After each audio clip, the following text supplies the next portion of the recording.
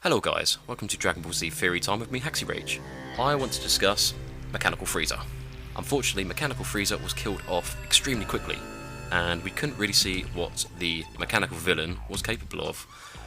Unlike the Frieza saga on Namek, we didn't get to explore the fighting power and techniques and gimmicks that the mechanical form had. We know a lot about Frieza in the Namek saga, the different forms, the techniques and such, but because Trunks killed Frieza so quickly, we couldn't see all the cool new parts that he had and what they could do. Now let's first talk about the forms of Frieza, all four of them. Now apparently the fourth form is the original form in which the Frieza race kind of just exists in, and the forms before that are all for saving energy.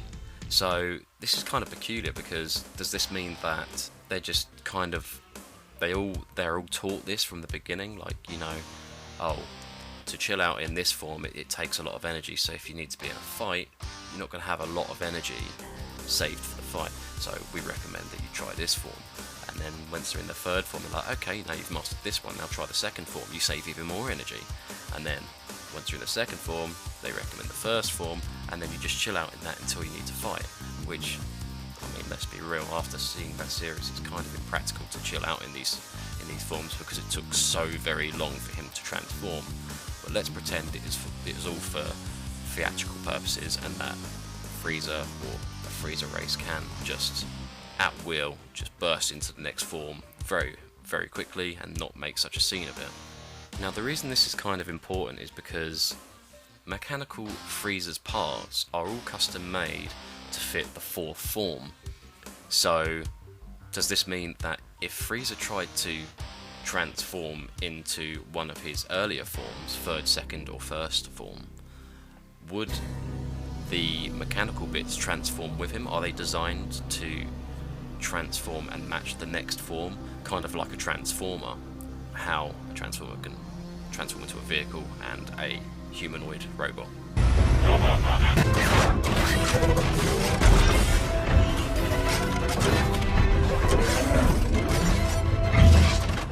I know they're worlds apart, but that's kind of how my imagination goes. Now, if that isn't the case, can Frieza still transform, or is it just out of his capability now? So let's pretend he can transform. If he then went into his third form, where he looks like a bit of a freaky alien, would he then have like most of his upper body, that kind of freaky alien looking dude, with his lower form still mostly the fourth form Frieza cyborg dude? And, you know, same rules for the rest of it, in which case he would look really weird, just kind of a bit mutated with cyborg parts that just don't fit. Now this is kind of important because this comes back to the capability of what the cyber parts have. Can they save energy as effectively as Frieza's energy saving forms? So the first form is obviously the most efficient at saving energy, followed by the second and third.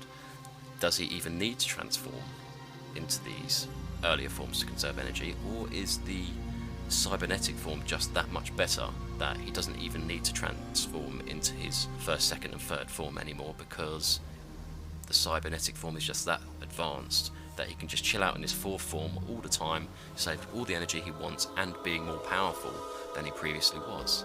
Now because Frieza was killed so early, we never got to see what the mechanical form could do. We saw all the things that Frieza could do in the flesh when Trunks and Frieza fought, the death ball and a couple of few blasts that he did, but was there anything in addition that could have been made obvious that the mechanical form was capable of? For example, Frieza couldn't sense energy, so to actually detect his opponent, I think he more or less had to use the five senses. If he didn't use those senses, he'd use a scouter. Now, did the mechanical form have an inbuilt scouter? I mean, that's probably something I would have included if I designed it, knowing Frieza's race can't detect energy. And if it could detect energy, unlike most scouters we've seen in the series, would it have broken at the first glimpse of an enormous amount of energy like it did, I think, when it was Vegeta powered up? in any case, it should have been designed with a scouter that can detect most power levels without breaking. That would have been a pretty cool feature, I think. But also, another question is about his mechanical form. Is it must have been out of Frieza's race being pretty high class, but they could have made him into anything he wanted, really, or anything much more superior, unless it was just the parts for it were that hard to come by. But they could have made him into like a bitchin' Frieza robot spider thing. Imagine Frieza could have had like 10 legs, 4 arms, all sorts, because his lower half is pretty much all mechanical, so why not?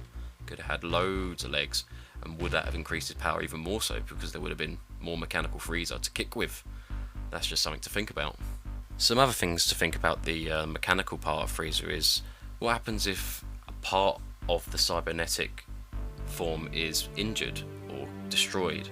So for example, if Trunks just cut off a leg, would Frieza have detected that as damage? Would he even have noticed it at all? Would it have affected its power level? It's really unclear, because he was just destroyed in that kind of one fight before he got damaged at all. And if it's anything like the Cooler movie, for example, I know these are different designs in terms of mechanics, but would Frieza's cybernetic form had any self-repairing features or anything like that?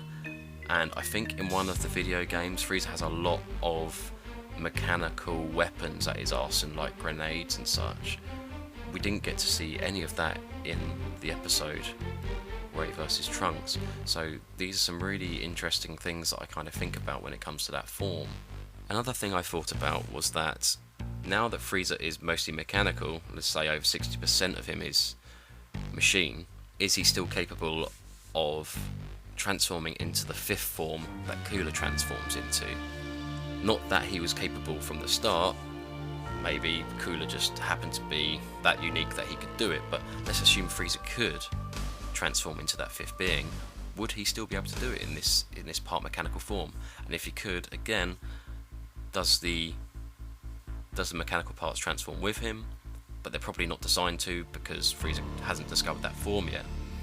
I had some other interesting thoughts about the mechanical Frieza that, again, unfortunately, will never be determined, but assuming that the technology they used on him at the time was state of the art. Now, as time went on, let's assume Frieza won the battle against Trunks, blew up Earth, and there was no one else to fight him, and therefore no longer a threat. Would he have then got upgrades and other bits and pieces attached to him to make him even better? Would he have perhaps even heard about Earth's Dragon Balls and wished for his flesh to come back and get rid of his cyber bits? So yeah, like let's just imagine, for example, he lives on for another 20 years and technology gets that much better. What kind of power level would he have now had, and what would it have looked like? Would he have even got the mechanical parts to look like he once was, so it all looks like flesh, but he's actually part mechanical? Because we know Frieza has a massive ego, and to even look part mechanical probably did sting his ego quite a lot. And looking like they are quite a high-class family, King Cold, I would have imagined if he could make it so, he would have made Frieza look exactly like he was before he was cut in two and blown half to bits. I think I've just about wrapped up everything I wanted to talk about, guys, so if you'd like to comment down the bottom and give your thoughts about this episode, I'd love to hear from you. You may have noticed I've mentioned nothing about the new Frieza movie, and that's because I haven't seen it, and I'm actually waiting for the dubbed version, because I'm a massive fan of the English voices, and I do find watching it in Japanese a little bit stressful, because I'm trying to watch the action and read at the same time. I know it's a poor excuse, but hey ho. Now, thanks again for watching. Like, subscribe and comment below, and enjoy the rest of the video, guys. Thanks again. Bye.